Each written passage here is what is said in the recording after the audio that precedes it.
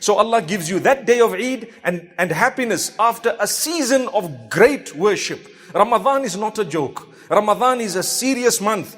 You stay away from food and drink.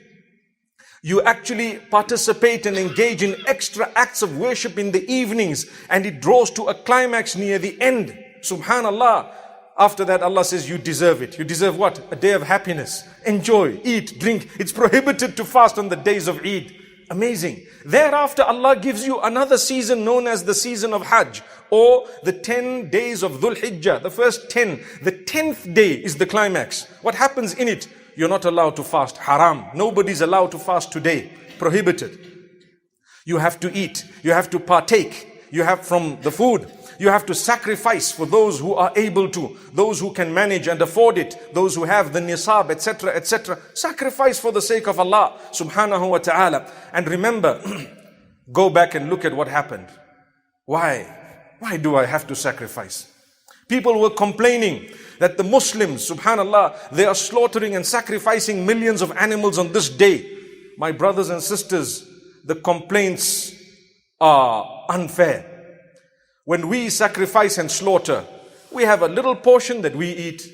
We have to give a portion of it to the destitute, to those who cannot afford, to the poor and the needy. So we must ensure that they all have a feel of what it is like to enjoy for the sake of Allah. When it comes to the huge restaurants we have across the globe, the chain stores of food, they slaughter and sacrifice. Well, it's not even a sacrifice, but they slaughter millions of animals on a daily basis.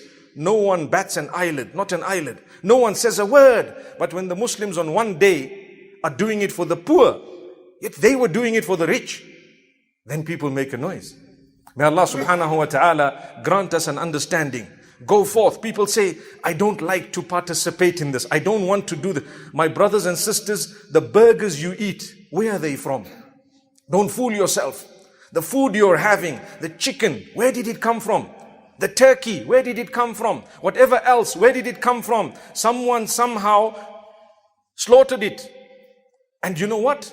Allah subhanahu wa ta'ala is telling you, be absolutely respectful. Make sure you do not allow that animal to suffer or struggle in any way.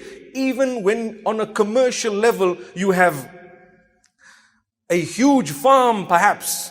We are required as Muslims to ensure that from the birth of that animal, it is given its comfort and respect. If it is not, you might have sacrificed it correctly, but you earn a sin because of how you treated that animal. It may be halal and permissible because of the way you slaughtered it, but it is not tayyib or pure because of the way you treated it prior to that.